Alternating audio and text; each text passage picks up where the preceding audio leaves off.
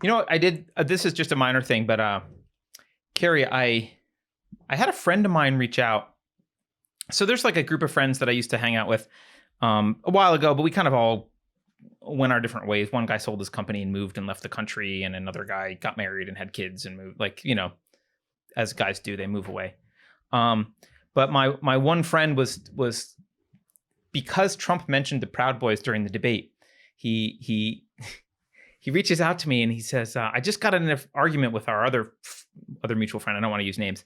And the guy who reached out to me, by the way, not a Trump fan at all. Like, I totally think he's a little bit, I kind of thought he was drifting left, frankly.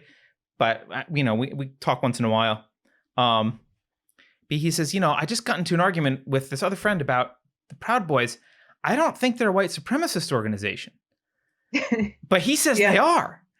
And I was like, well, and I said, well, did you look at their website? And he's like, yeah, I looked at their website and there's, you know, there's nothing white supremacist about their website. Yeah. And I said, well, they equate Western civilization with white supremacy.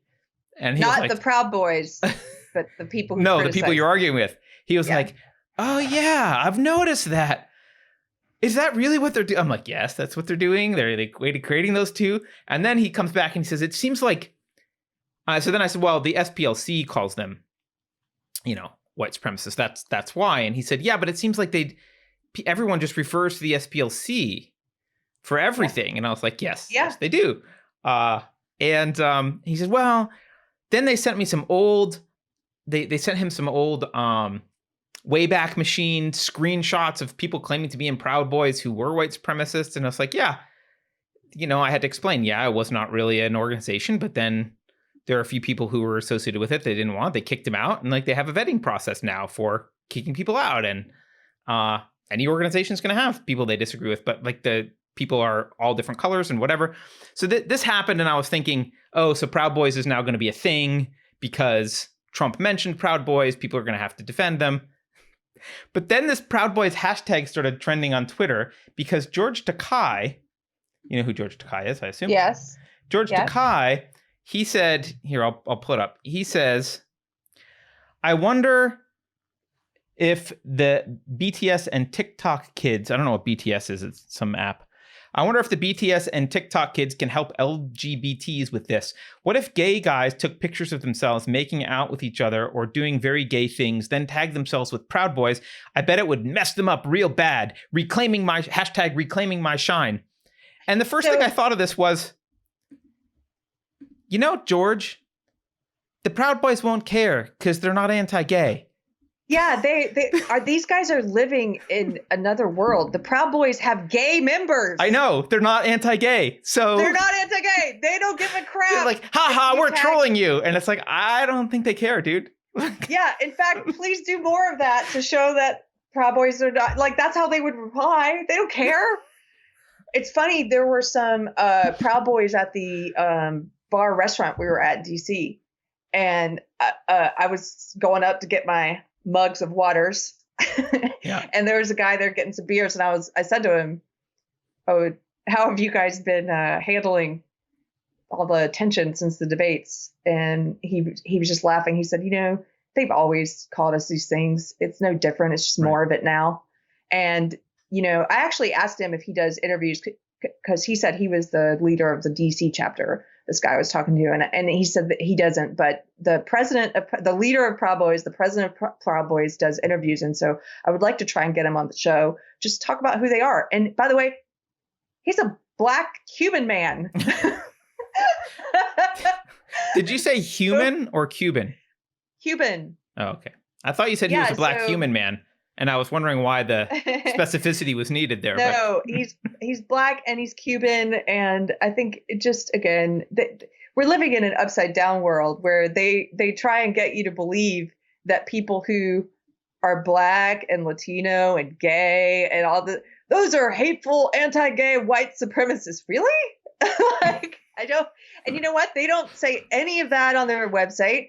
They don't support any of that. In fact, on their website, they explicitly say they oppose racism and that anyone of any sexuality or race can Yeah. In become a fact, Proud here, Boy. wait. Can I It put all up their started website? as a joke. For goodness sakes, it all started as a joke. I think people miss out on the fact that Gavin McInnes is a comedian, Right. and like Milo, they either purposefully ignore that or they ignore it out of naivete.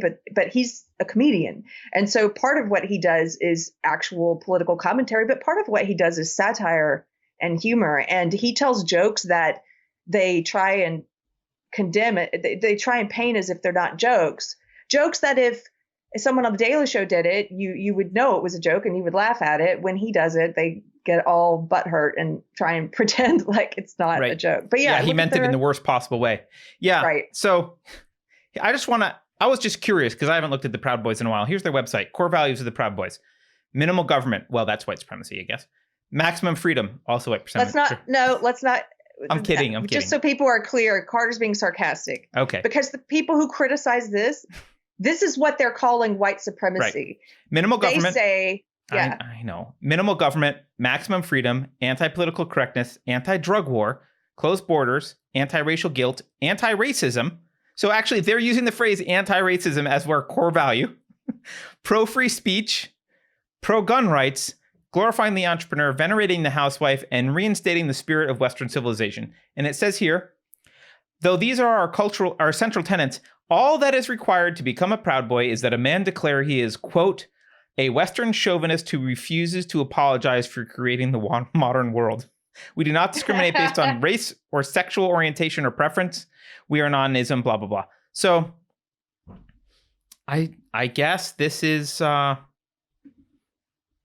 this is they don't they call this white supremacy, and they're so lazy. But the thing is, they've been so successful because all of media, right. Again, media's job being a propaganda arm that with the goal of manufacturing consent and spreading narrative, they have spread this narrative that Proud Boys are white nationalists when it's a lie. They are Western chauvinists. They proudly admit they're Western chauvinists.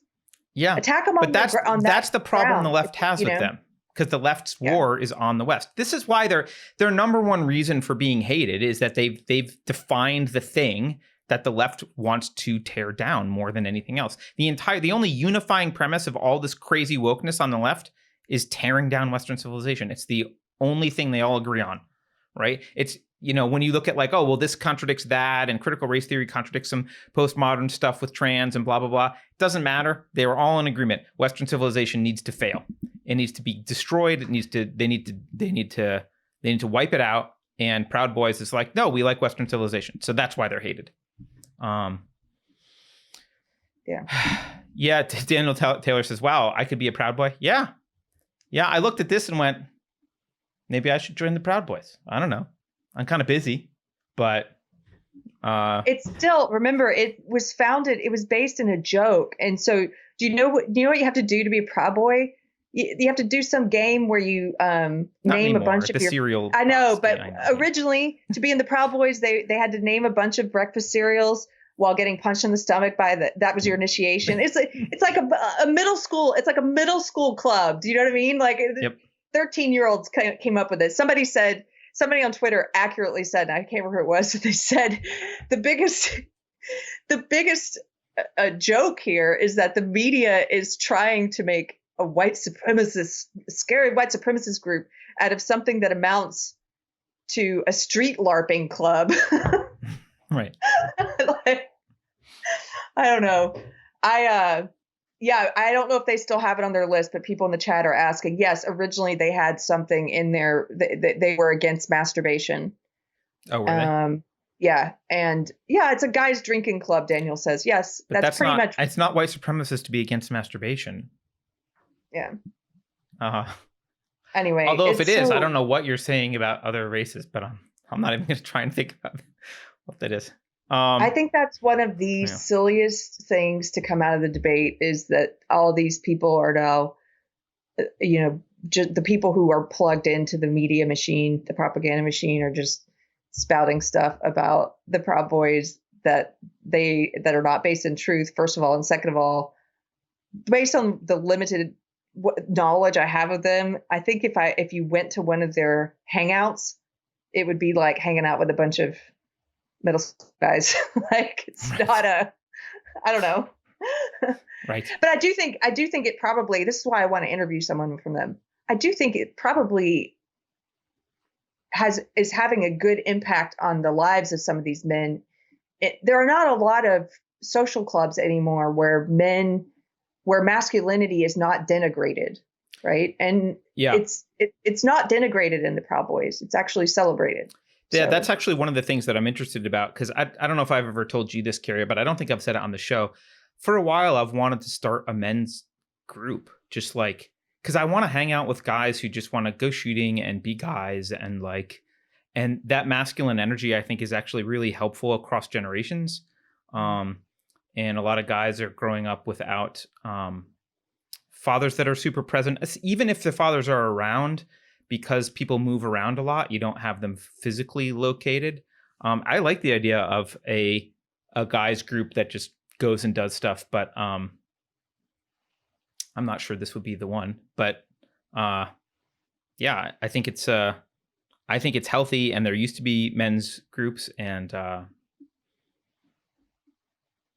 the only ones I see now are actually in church. I see some religious organizations doing groups that are aimed at men and unapologetic about masculinity, and I think that would be great. Yeah, someone says shooting is almost always a good time, good choice. Yeah, right. I mean, something that's just, frankly, it'd be nice because you could also have a group of preppers in there. You could have people that, when the zombie apocalypse comes, you know who to call. But anyway, maybe if we all move somewhere someday, we'll have a group of that. Maybe starting one in the Bay Area is probably not a great idea. They would all have man buns. So man, maybe that's where you need to start. I know. Gosh, the initiation, and I'll do it too, is just shave your head. That'll be no man. That's not the skinhead organization. Whatever. Buzz cut. Get rid of your man buns. That'll be the thing. One of the things that I heard Diamond and Silk talking about at the Walkaway rally. Diamond and Silk, if you're not familiar with them, are two Trump supporters, former Democrats, two Black women. I believe they're sisters in real life. I think they are sisters. And anyway, they are hilarious. They kind of do a blend of commentary and comedy. And one of the things they were talking about on stage is appreciation for strong men. Right. And the need for strong men and strong male leaders, especially in a culture which is currently doing its hardest to denigrate traditional masculinity or to denigrate any type of characteristic like fortitude, strength, like perseverance, hard work, all these things that they attack, all the things that we see critical race theory and social justice ideology attack. They attack it. They're not just attacking hard work and perseverance and stoicism. They're also explicitly trying to tie those things to being white and to being male, which is both racist and sexist. But how do they get you to oppose strength and perseverance and hard work? Well, they have to tie it to something that they've already been successful at denigrating. So they're tying it to being white, or they're tying it to being male. But yeah, I really liked, you just made me think of Diamond and Silk. We were sort of talking about that need for strong men in today's culture and unapologetic. Because women are still allowed to have groups. They're allowed to hang out alone. But guys basically aren't, right? Guys are viewed as misogynist or sexist if they go off in like, if you start a male only club, you'll get in trouble, or you're gay.